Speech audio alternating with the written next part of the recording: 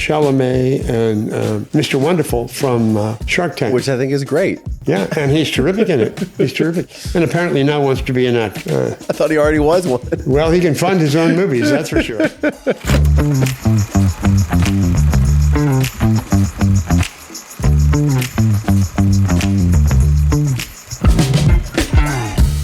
And you mentioned last time that we did not acknowledge Marisol.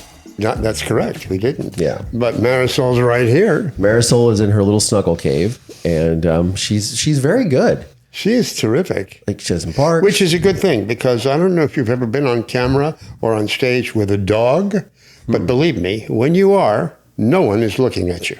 Oh, right. Absolutely no one. I remember I brought Blondie, my old Chihuahua who was before he passed away. Blondie. Yeah, you remember Blondie. Sure. You knew Blondie almost her entire life.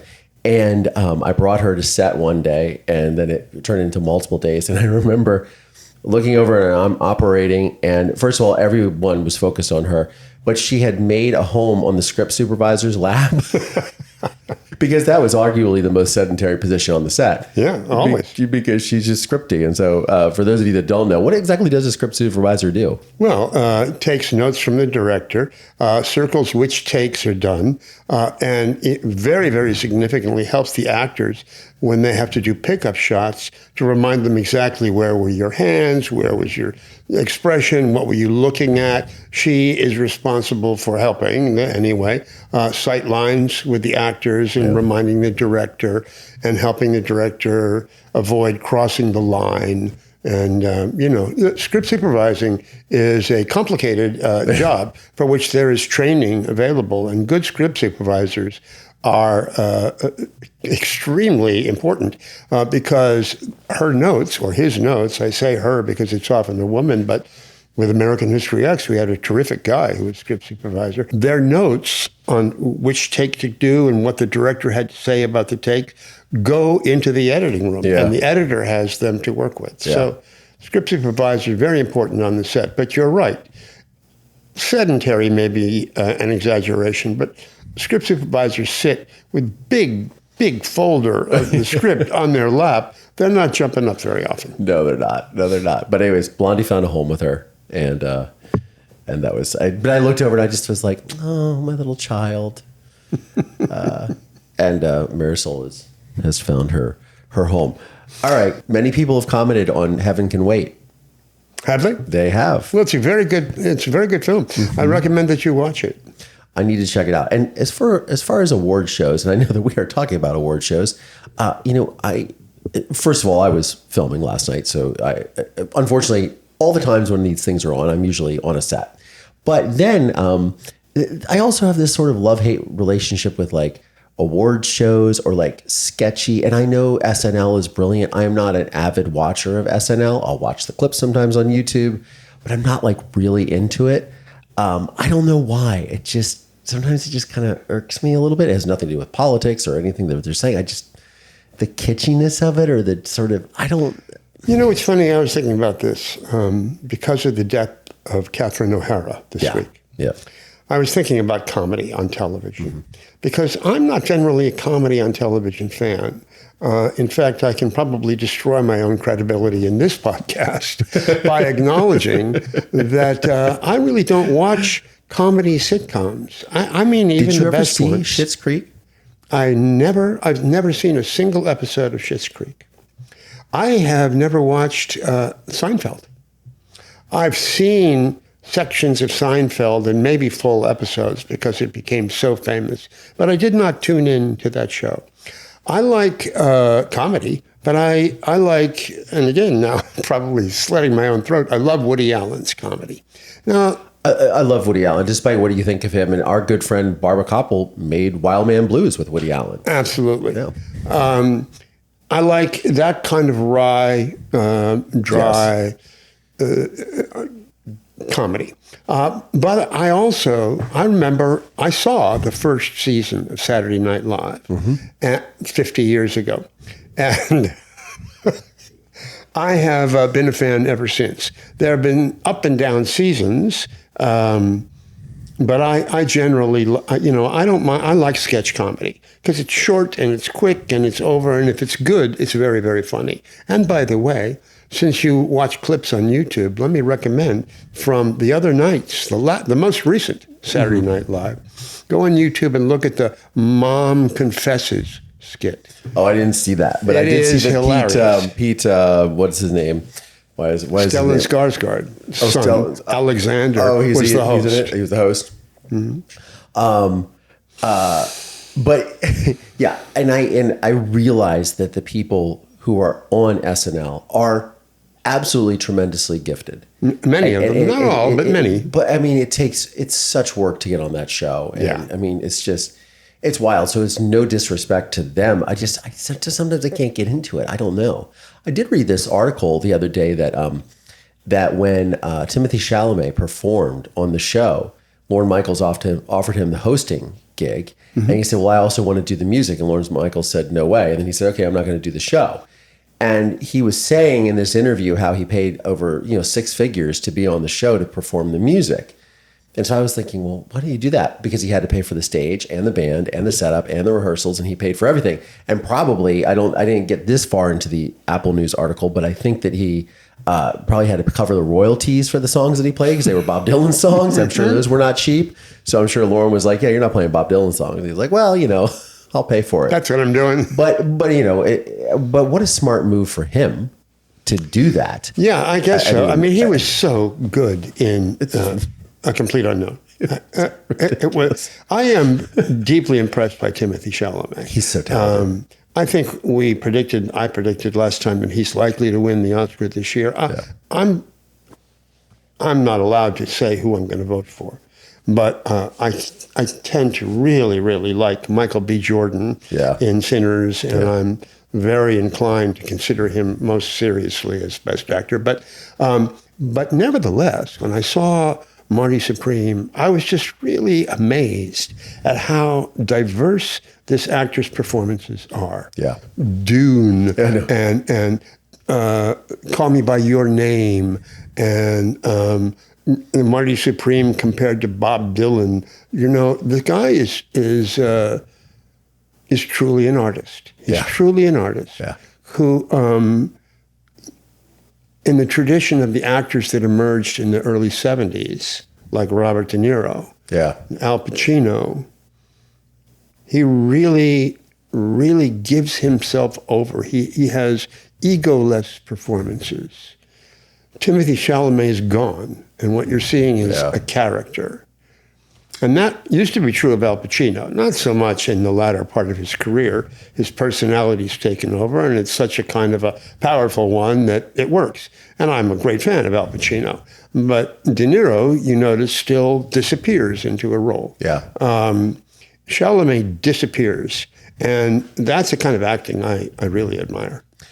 Yeah, and speaking of disappearing, and I was thinking about this today because the movie is nominated, I believe, in some category, but Begonia and Emma Stone's performance. Begonia is nominated for Best Picture. Oh, it is. That's right. Okay. And Emma Stone is nominated for Best Actress. Jessie Plemons was neglected by the Academy, but BAFTA, the British Academy, nominated Jessie Plemons for Best Actor. Yeah, and what a...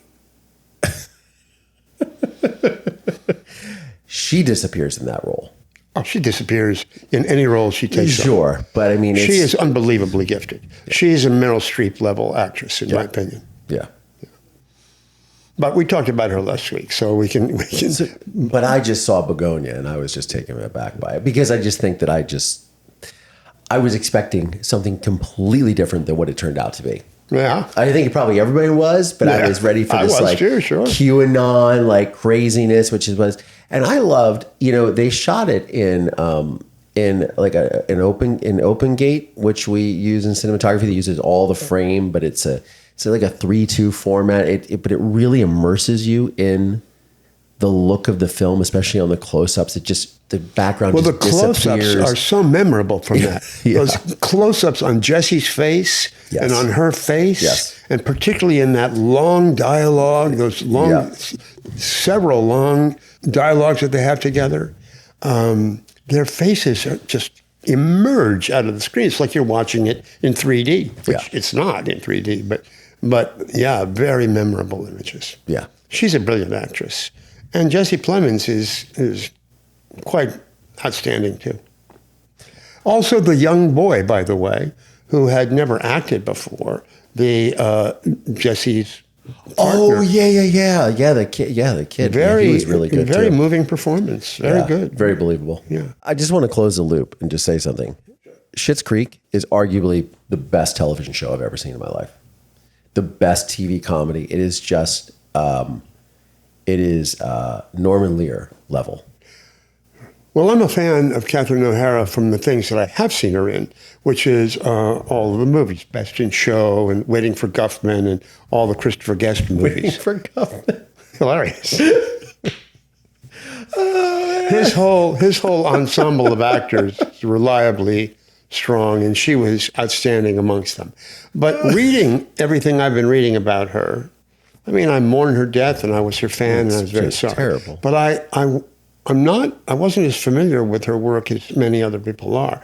But now I want to go watch Schitt's Creek, and I know that it's available to be screened online. I believe in streaming. Yeah, I think it's on Netflix still. Right. It's incredible. Yeah. And she was just in the studio, which is coming back for a second season. She was terrific in the studio. It's She was terrific in the studio, which is a comedy that I have watched. Yeah, it's funny. Because I'm such a fan of Seth Rogen. Yeah. And now Marisol, she took a little drink of water, and now she's coming back to her little...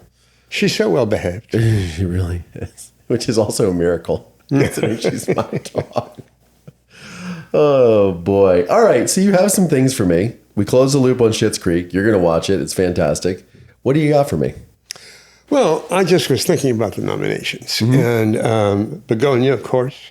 The 10 films nominated for the Academy Award are Begonia, F1, the Formula One race movie, Frankenstein, Guillermo del Toro's Frankenstein, Hamnet, which is Chloe Zhao's adaptation of a novel about William Shakespeare and his wife and the death of their son, Marty Supreme, One Battle After Another, The Secret Agent, which we discussed last week, Sentimental Value, which we discussed last week, both international films nominated, Sinners, which I want to chat a little bit about, and Train Dreams, another adaptation of a novel. Anyway, of these Best Picture nominees, I have thoughts about each of the films, but today I was thinking particularly about Sinners, and how strong it is in so many ways.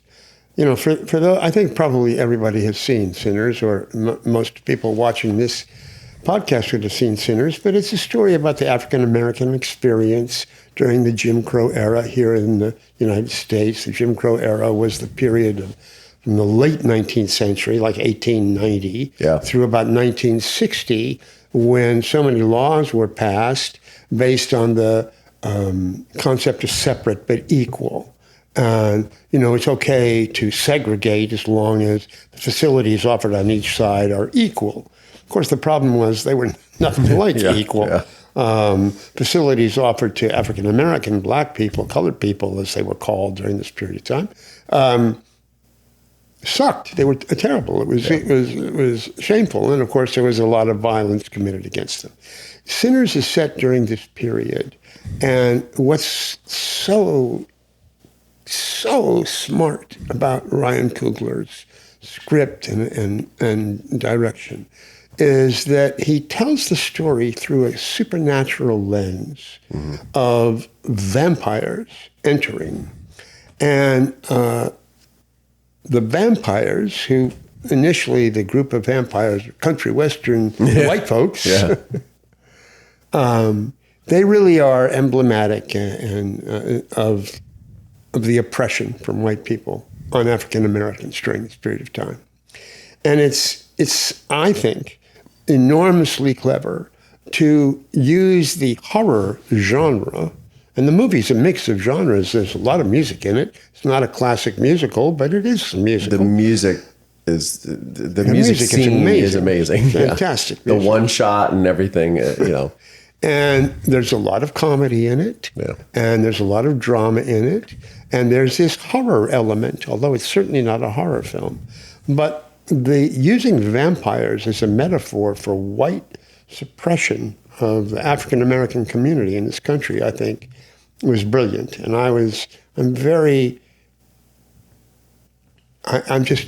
I'm stunned by how effective it was, and how emotionally powerful it is, and how I never felt like I was watching a horror movie or a vampire movie. I felt like I was watching a movie. Although it does scare the shit out of you in the beginning. There's a little cut back, and when he's coming in the church, you're like, yes. Because I saw it in the theater with you, remember? Yeah, of course. And we all jumped. Yes. And of course, the ending is so smart too. Yeah. But the thing is that once the vampires have arrived, the main characters in the cast, who were black, were faced with a choice.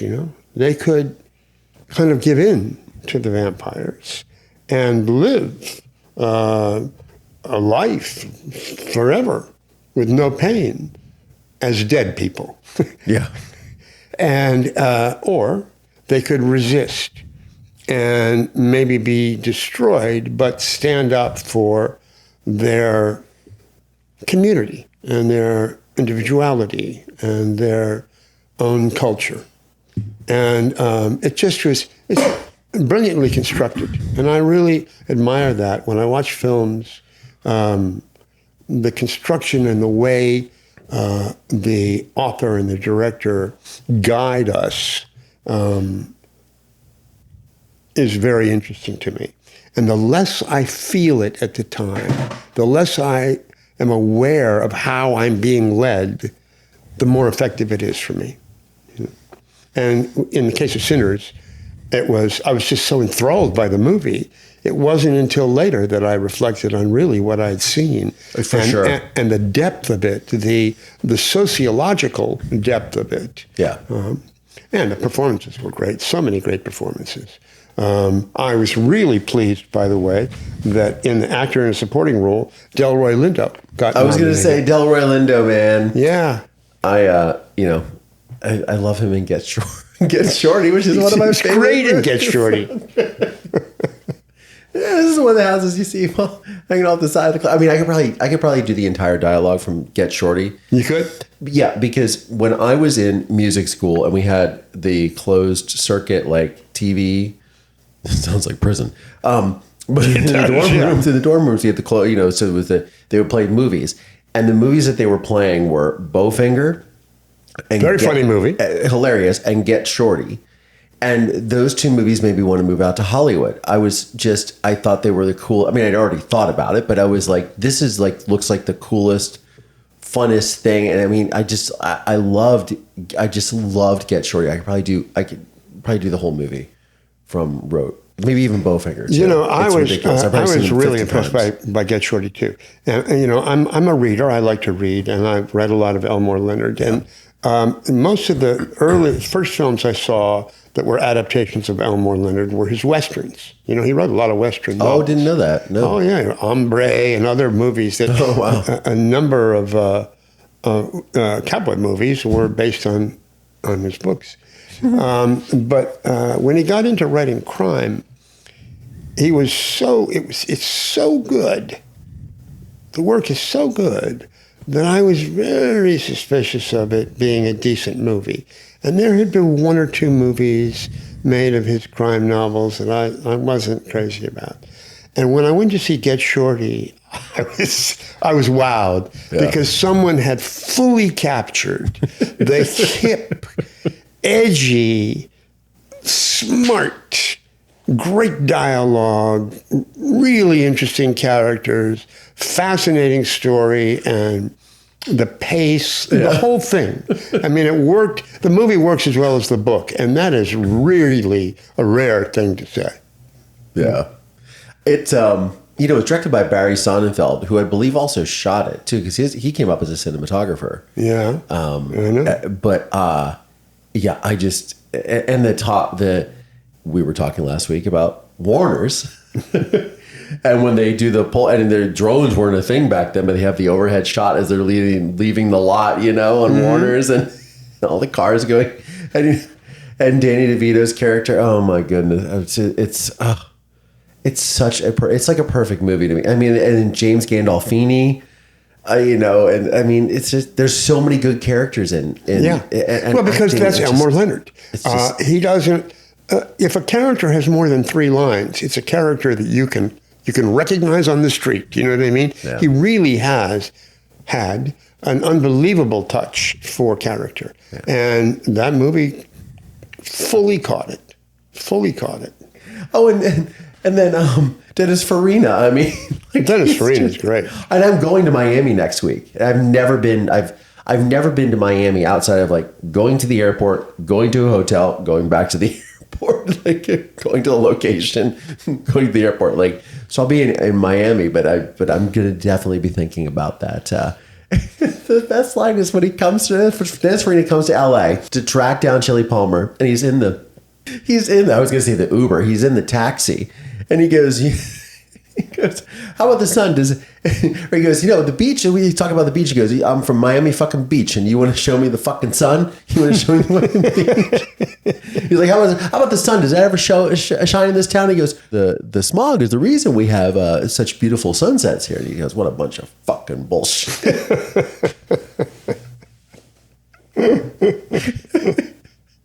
So of these pictures, of the 10 pictures, you've seen Begonia, you've seen One Battle After Another. Sinners. You've seen Sinners. F1. F1. How did you feel about F1? Again, went to see it with the same girl. I really liked it. I actually then watched it on the Apple TV. I really liked it. And I've really gotten into Formula One. Uh-huh. I think it's a very, very cool sport, crazy. But I was, it was like a dude movie, you know. But it was cool. I liked it too. I thought it was. I mean, I love Javier Bardem. You can probably put him in anything, and I'll watch it. I also love Brad Pitt, and then the guy who played the Formula Dempson Idris was on Snowfall. Uh-huh. But anyways, that was his big break, which I had no idea because I was watching it going, where's this guy from? Like, why do I know him? But I never really got into Snowfall. Well, he's very good in F1. He's really... I liked the movie a lot. I loved the photography in the cars. Amazing. You know, I mean, I really felt like...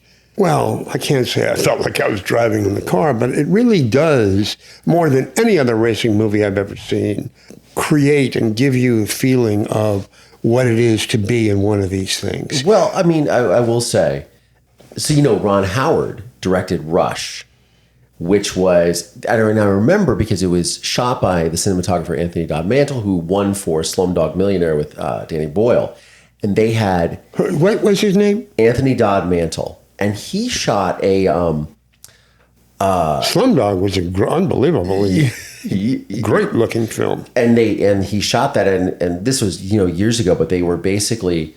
They had a camera that was made by a company called Silicon Imaging, which nobody knew they made cameras, and they shot it and they ran everything into a laptop in a backpack so they could run through the streets of Mumbai with this thing. I mean, this was like super innovative for that time because, you know, this was like the birth of digital cinema, right? Well, I didn't see Rush, so did it capture that experience of driving the same way F1 did? It was one of the first films to do that because Dodd Mantle was so innovative with what he would do with cameras that they just basically installed cameras in the car. It was a big deal when it came out. I personally liked F1 better.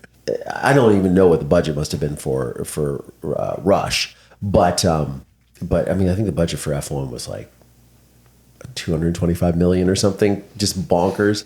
But anyways, put Javier Bardem in anything. And I like Brad. And Brad Pitt. And I cannot Brad is an actor, though, whose personal persona is so powerful, so strong, that it's very difficult for him to disappear into a role. Interesting. It's not a criticism of him.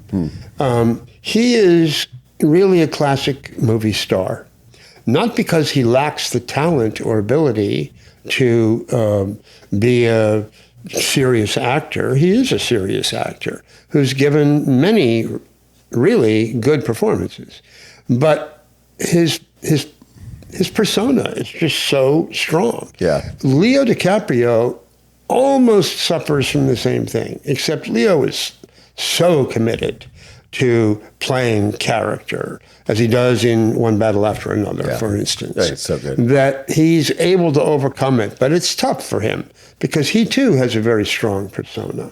Somebody like Timothée Chalamet doesn't have to fight that battle quite as much. So anyhow, I enjoyed watching Brad in F1, and I liked the movie too. Yeah.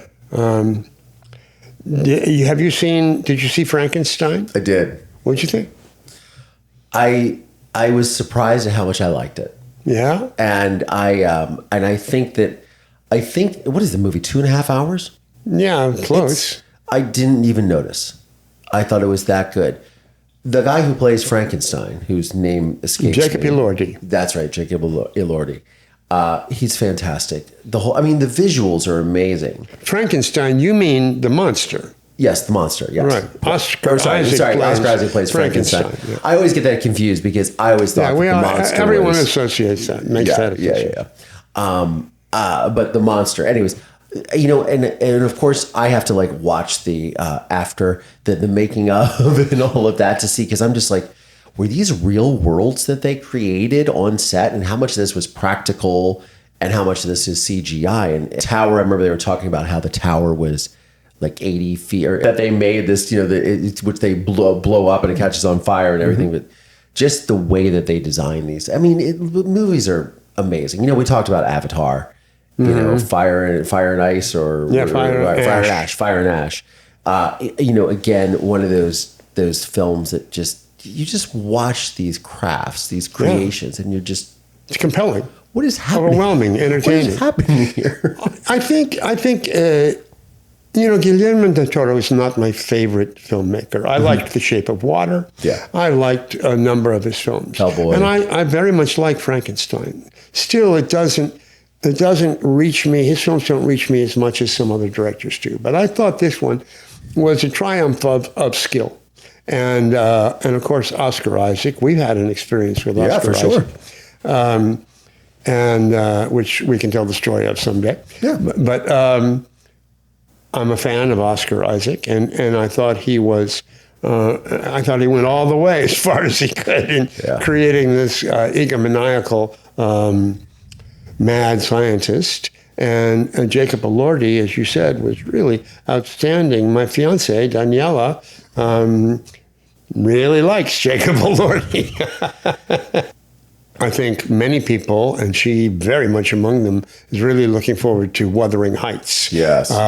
Which is coming out with Jacob and Margot Robbie. Margot Robbie, yeah. And, it's such a dramatic story. Of course, I love the Laurence Olivier version of that. But I'm really looking forward to this. And it'll be a kind of a Valentine's Day release, and I think it'll do very well. And I'm told, I've read, as I'm sure you have too, and it may be true, I don't think it's decided yet, but that Jacob Elordi, at the moment, at any rate, is very high, if not at the top of the list, to become the next James Bond. Oh, really? Yeah. That'd be very cool. Yeah. He's tall, like Sean Connery. Right. And, he might be terrific, although he's Australian, I believe. But so what? He can play. Sean Connery was not at all what Ian Fleming had written as James Bond, and yet he perfectly he created exactly the character Ian Fleming had written, even though he still spoke with a bit of a Scottish accent and not the ultimate British accent that I think Ian Fleming had imagined. Still, he was so convincing in his whole approach to the role, and I'm sure Jacob Elordi could be too. Although I was sorry that Idris Elba didn't get that gig. Yeah. Maybe he's too old, but I think Idris Elba would have been a great James Bond. What was it like seeing James Bond for the first time? It was really astonishing because I was a teenager, and I was reading, I just had a flash memory. I was reading James Bond books at that time. They're very easy to read. And so I thought, wow, we get to see him in a movie. And then it was just so smooth, so cool. And he was the male ideal of the time. When you look at the early Bond films, Connery's Bond films now, they're not really dated. The filmmaking techniques are pretty good and the stories are good. But the attitude about masculinity is so out of date and has been so deeply impacted by the emergence of the women's liberation movement to begin with, and the development of the role of women in our culture, which I applaud and encourage, and I'm very happy about. So the James Bond attitude toward women, one in every port, or 2 or 3 per movie, doesn't play very well. But I think that one of the biggest laughs I've ever had in my life. I don't remember exactly my age, maybe 14. Maybe 15, sort of just post-pubescent, Yeah. Reading, and I don't even remember which book this occurs in. It's in the movie, the character's in the movie. Not Goldfinger, I'm not sure. But there's a scene on a plane. Bond has been knocked out and put on a plane against his will, captured by the bad guys, something. And as he wakes up, he sees this beautiful woman. And she says to him, "I'm pussy galore."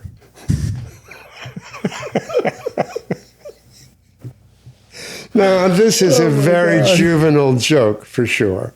But I laughed I still laugh at it, decades later. I'm pussy galore. But was that in the book? That was the tone. Yeah, it was in the book. That was the tone of those novels. And it's not acceptable today. Yeah, not really. No. But Collier, I mean, it was funny to a little 14-year-old boy who was sort of didn't know much about sex. Yeah, for sure. And would giggle at any kind of dirty reference. It was unbelievable to me that someone had been bold enough, outrageous enough to put that in the dialogue in a novel. So it was, so it was misleading in the sense that, to answer your question, it was misleading in the sense that it created an image of masculinity that, first of all, was next to impossible to live up to, if you wanted to live up to it. And second of all, is really not an image that functioned well in society. It wasn't good for women. Even though the films were very popular with women, they weren't just guys' movies. Yeah. They were very popular with women. And Sean Connery, of course, became a megastar. Yeah. How did so obviously they changed, they adapted with the times. Well, it took them quite a while because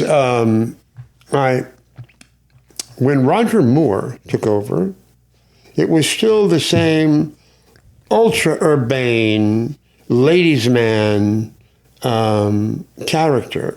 Okay. I liked him. And he was fun to watch, and I had liked his television series, The Saint, which was later remade as a not very good movie with Val Kilmer. Not very good movie, although a pretty good director, and it had Val, who I thought was very good, but the script wasn't working well, in my opinion. But Roger Moore had played the Saint on television for multiple years, and that had impressed me enough so that the very first car I got was a Volvo P1800, the car he drove on the television show The Saint. Interesting. it's not like I had that much of a choice. It was available, it was affordable, and I got it. But I was thrilled because it was the Saints car. However, as Bond, and he did a lot of films, he was the same ladies' man character that Sean Connery had played, but without quite the restraint that Sean Connery had had. He was very popular as Bond, but there was something a little bit more refined about Connery than Roger Moore. I had the good fortune to meet both of these guys on numerous occasions, and in life, Roger Moore was every bit as refined as Sean Connery, probably more so. But on camera, as Bond, it came off a little differently. Then when the world was changing, the Broccolis, Barbara Broccoli and her half-brother, I guess, is who he is, began to shift. And when they had a couple of Bonds that were, by the time Pierce Brosnan was doing it, it wasn't quite as girl-chasing as it had been previously. And it was more action. The action became increasingly emphasized. And Pierce Brosnan was, I think, eager to do action.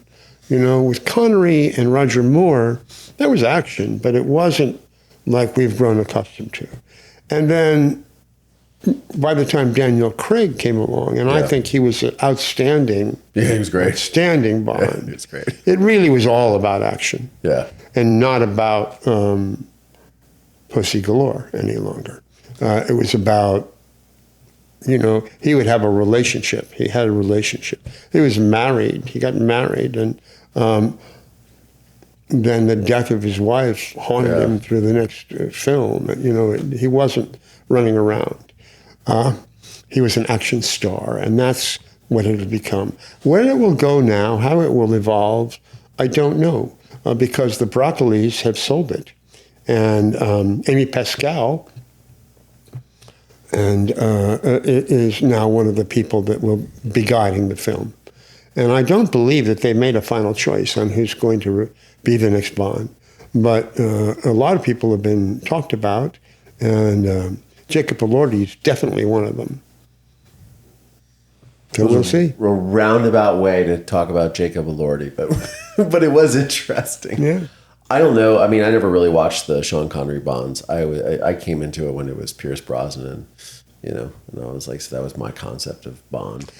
You know, they're on action. Is it Prime Video or Netflix that has them all now? I'm sure they're one of those. I'm sure one of the stations has all of the Bond films, and you should just check out Sean Connery. I think you'd be surprised, pleasantly surprised. They're fun films to watch, and in the '60s. They were pretty adventurous. Yeah.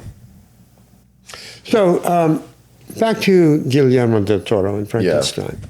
I think Jacob Elordi is very good in it. Oscar Isaac is very good in it. And the scale of it is great. What I loved about the film most is the depiction of the creature. It's not what the entire world has come to expect after many versions of Frankenstein. Del Toro depicts the creature, I think, more as he was written, which is kind of as a lost soul, you know, not a monster at all. And I liked that about the film, particularly. And of course, all the effects, production design, all the technical stuff, as always with a Del Toro film, was superb. The highest level. Highest crazy. Level. Have you seen Hamnet? No. I don't want to dwell on this. I made a light reference to it last time. You did. I'm not a big fan of Hamnet. I'm a big fan of Chloe Zhao. Nomadland from 2021. She won Best Picture with that. She Best Director, Best Actress, Frances McDormand. Yeah. It's a superb film, and she's done other good films too. The Rider, and Marvel used her for a film. But The Eternals, I think, was the Marvel Eternals. film. Yeah. But I was an actor for a long time. We've never talked about this. Before I produced film, I was an actor for a long time.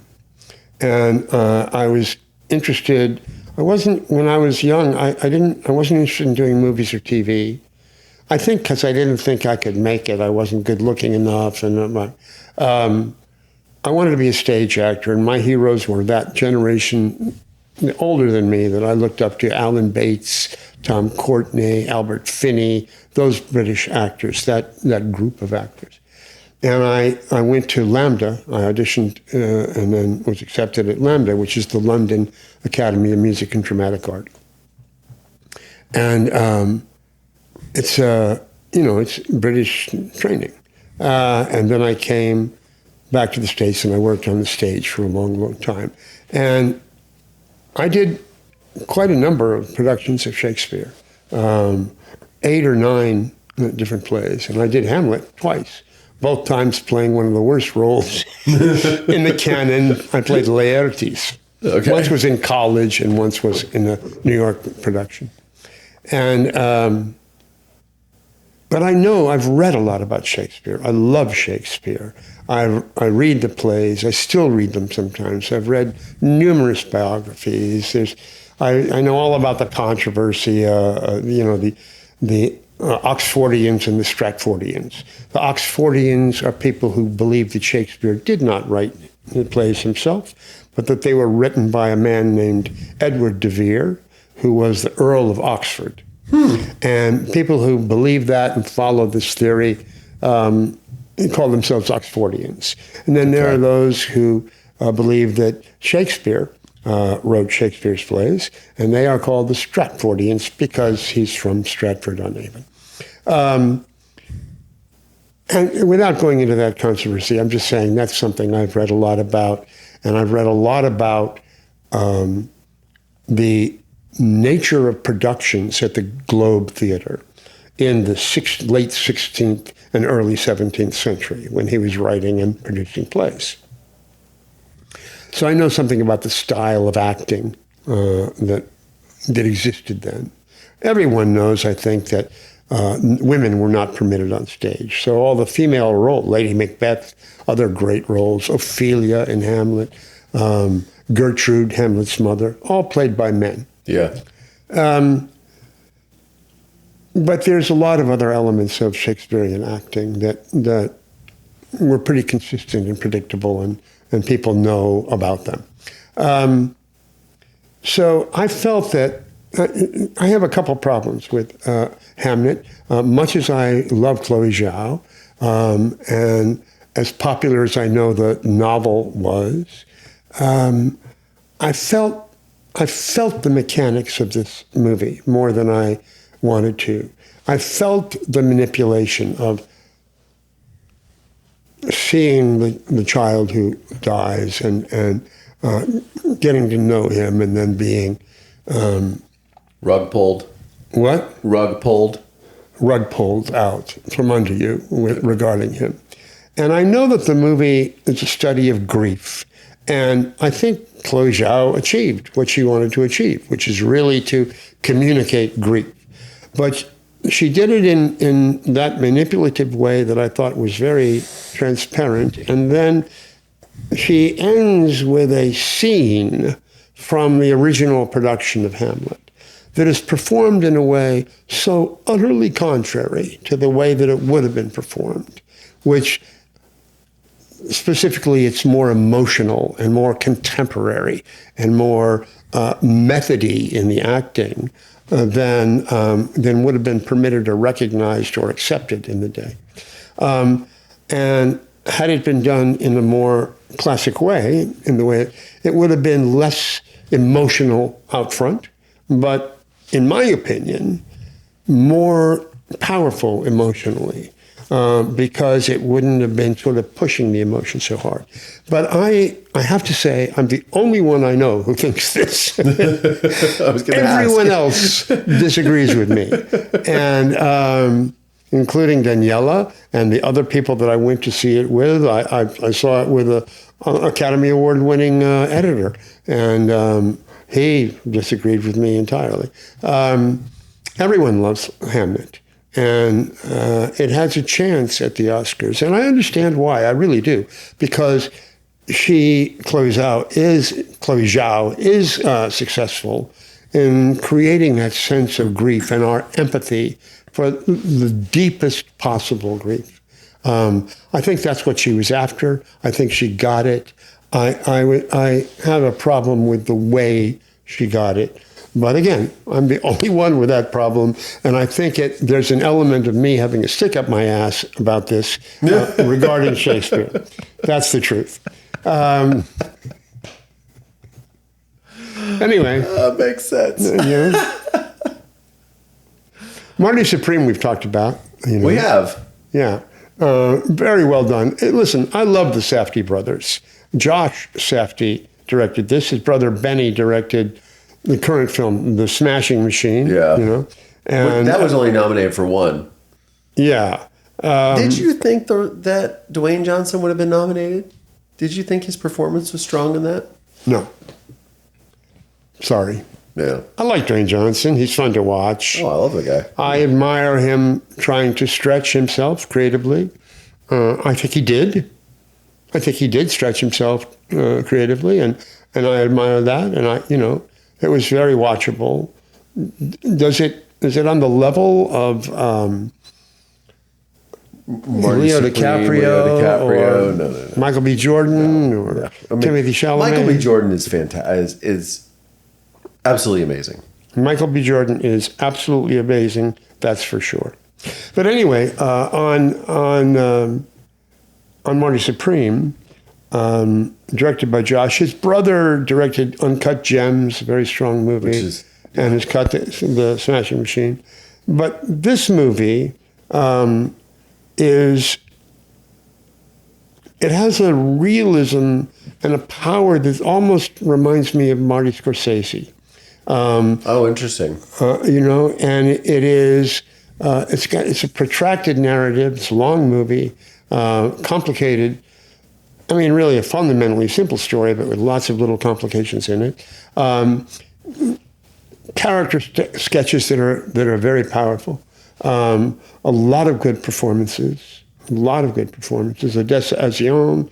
I don't know how to really, if that's the right way to say it, but and Chalamet and Mr. Wonderful from Shark Tank, which I think is great. Yeah, and he's terrific in it. He's terrific, and apparently now wants to be an actor. I thought he already was one. Well, he can fund his own movies, that's for sure.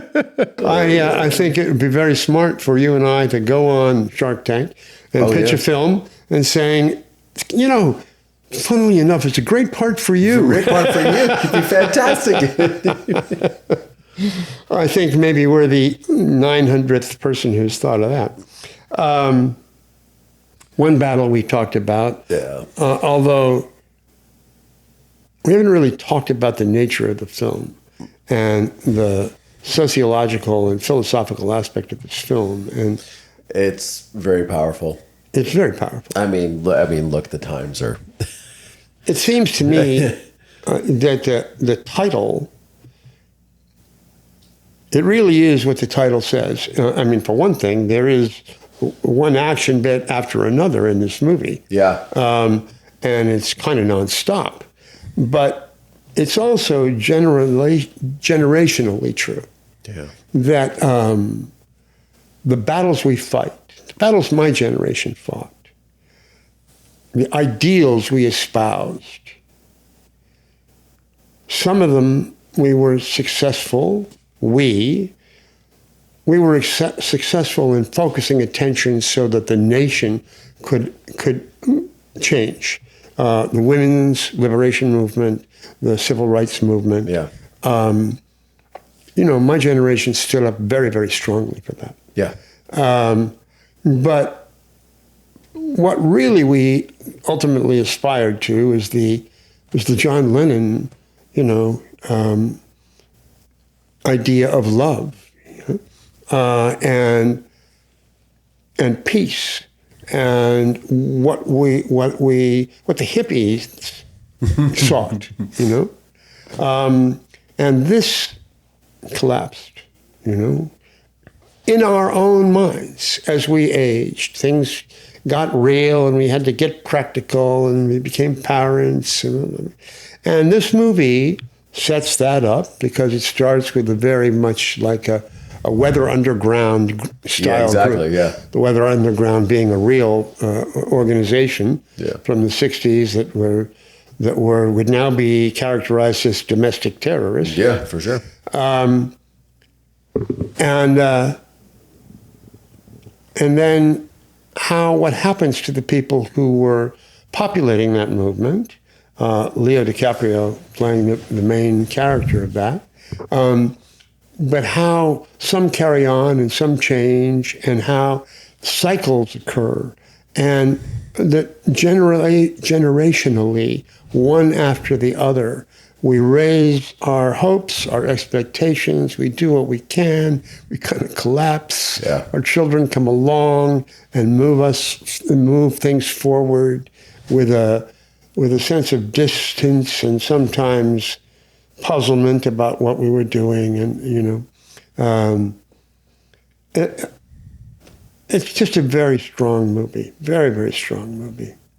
And I just think, the thing that really resonated with me, it's sort of like when I saw Begonia, I kind of was like, oh boy, there's these, I come from a very small town in the Midwest, and I am aware of a lot more realities that exist behind these sort of things than we do in Los Angeles, right? Which is why I wanted to move out here.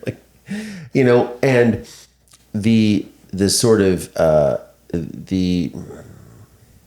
trying to be very careful here, not to alienate anyone, but like the obsessions that you get into when you live in a microcosm or a vacuum of your own belief system.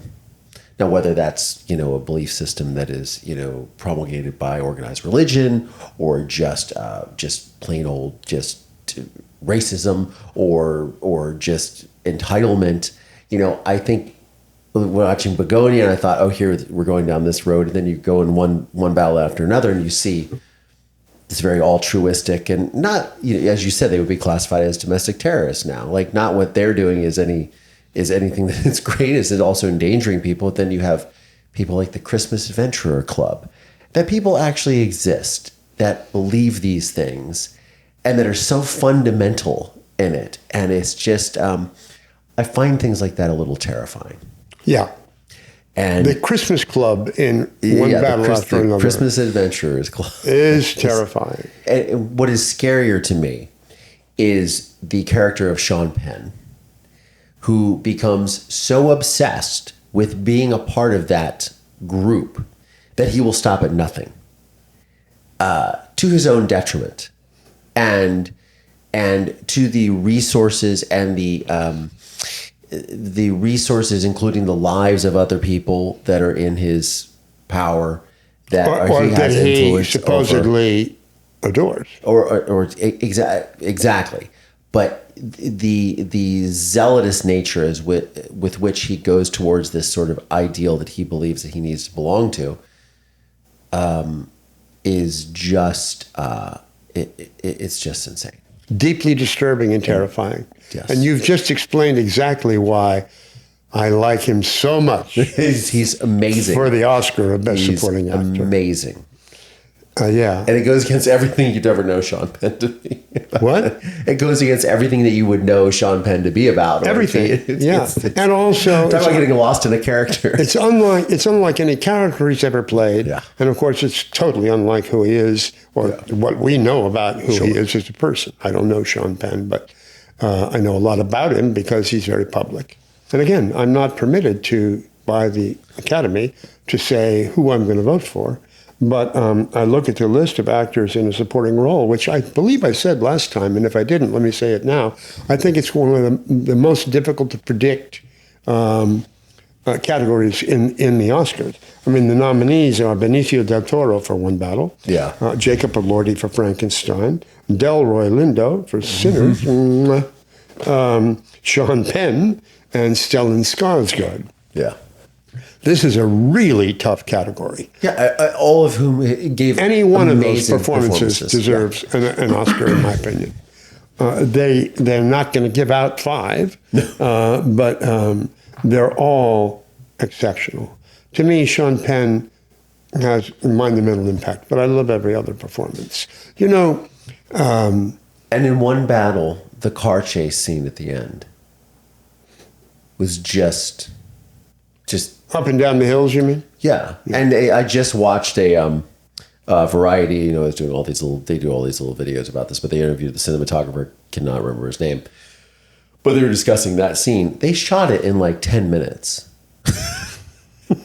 Or something like. How could they? Because it's longer than that. Because it was the stretch of the highway that they were on. It's a very popular area with traffic, so they can only block it off for like 10 minutes at a time. I can't remember exactly how much time they had, but it was not long. And they had cameras, and they're also shooting on 70 millimeter film, and those cameras are not designed to be rigged to a car. So they were just because they're large, massive, and they're delicate and going up and down these hills. But the scene is it's absolutely incredible, and it is it's just. They're shooting in VistaVision. The next film is The Secret Agent, the Brazilian film starring Wagner Moura, a terrific actor, who won the Golden Globe. Yeah, he did. For Best Actor in a Drama. It's a political film, but you don't feel the politics of the film really until increasingly through the movie, it builds more and more. Yeah, she looks like she went over for a drink of water. Yeah, she's a little drink. She's got a little snack. Why not? We've been chatting for a while. Life is good. You know, she's been relaxing. And Wagner Moura is outstanding in the movie, and it's a very it's elegant in its simplicity. This film.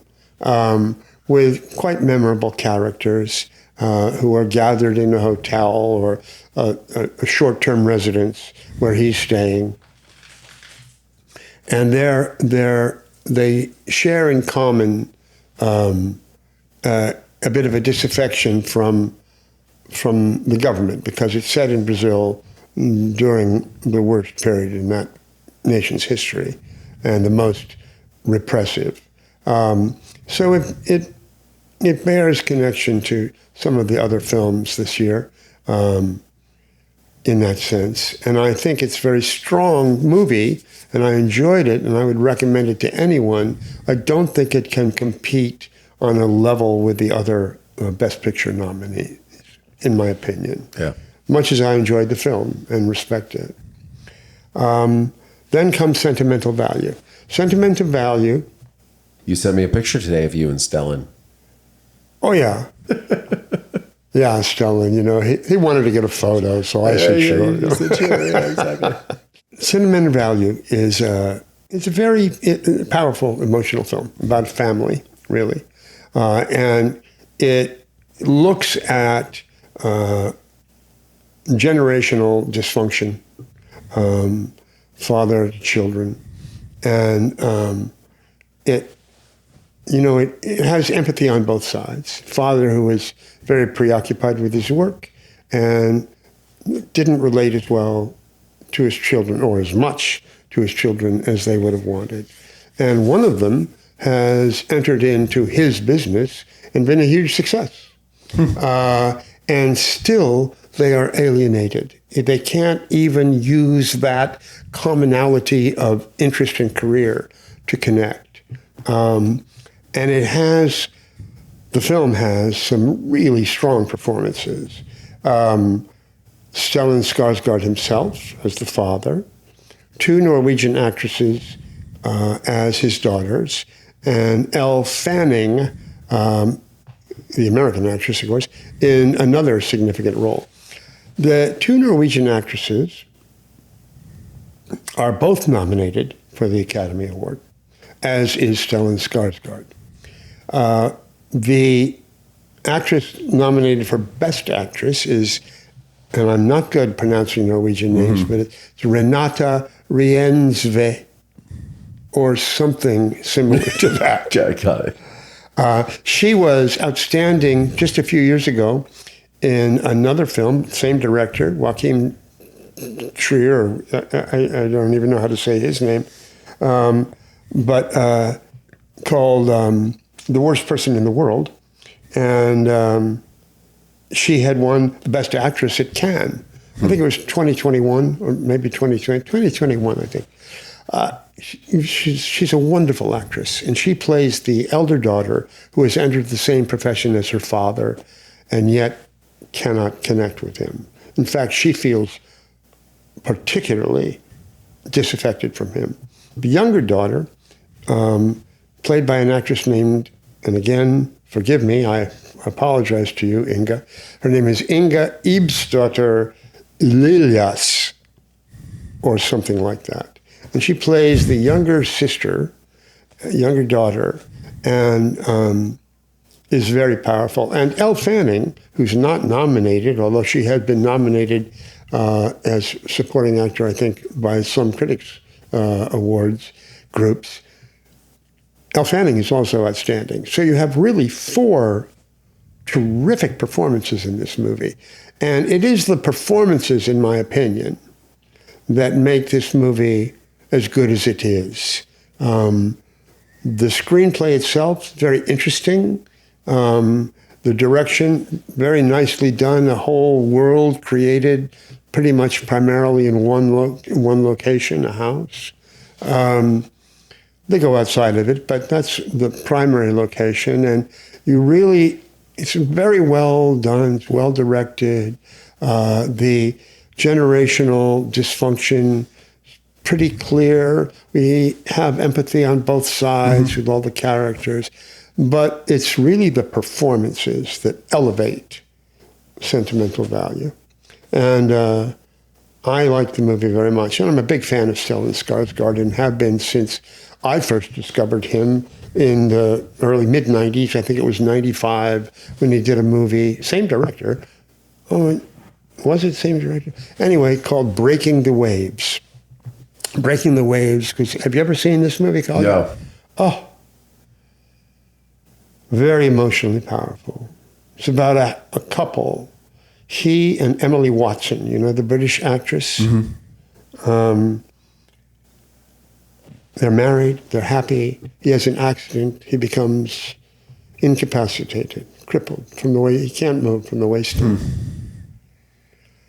And she loves him very much, his wife, and he encourages her to have sex with other men.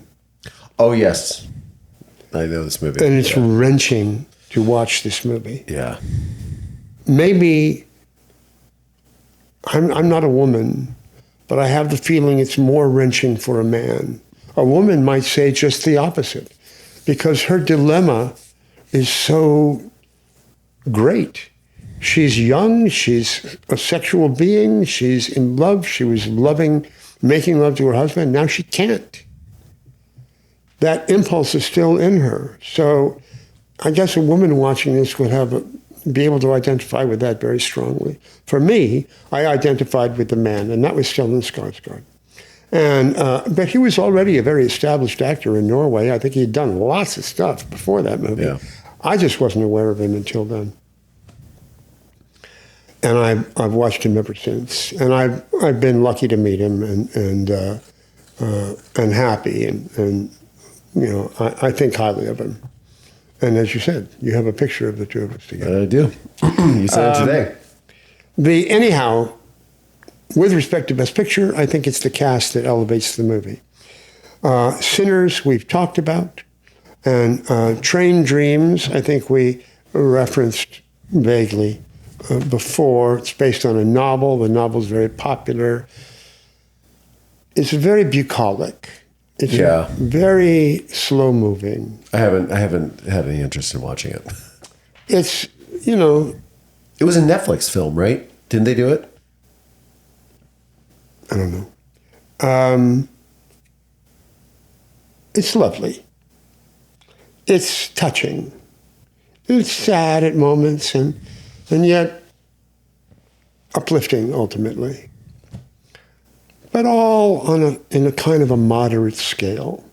And I don't think, I admire the film, I like it, but I like others, I don't think it fully comes up to the level of competing with the best of the films nominated. That's my rundown on them.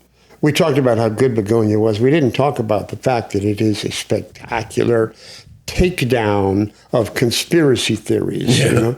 You know, I think everybody knows. You probably know it's a story of a top level executive who's kidnapped by a conspiracy theorist, two of them, and well, really one. One because as many conspiracy theorists are, they find their prey acolytes, and they indoctrinate them into their way of thinking. And he has indoctrinated his acolyte. Yes, but he confronts Emma, plays the executive, and Jesse Plemons plays the conspiracy theorist, and they have really extremely well written confrontations with each other, where he is not an idiot. This is not a stupid person. This is a person with an enormous amount of information that he has sought out and studied and memorized, and facts and figures that he can hurl at her in a way that might be convincing to some audience members. Yeah. I mean, he's not an idiot, this guy. No. It's not some kind of, no, he's a conspiracy theorist, but, you know, with study behind it. And she has to refute them and then talk about, it's just the dynamic is so powerful. And then the movie turns into something entirely else that you really don't see coming. No, you don't. Yeah. No, you don't. And beautifully acted. And again, like Sentimental Value, the acting elevates this movie. Although I think Begonia, the script, is much more unique than the script of Sentimental Value. Yeah. Because I've seen family stories before and similar stories, as well done as Sentimental Value is, and it's well written. But it's in a genre of film I've seen before. I've never seen anything like Begonia. This is my take on the nominees for Best Picture at the upcoming Academy Awards. And there you have it. Thank you guys so much for tuning in to another episode of the Movie Talk Podcast. I'm John Morrissey. And I'm Collier Landry. We'll see you on the next one.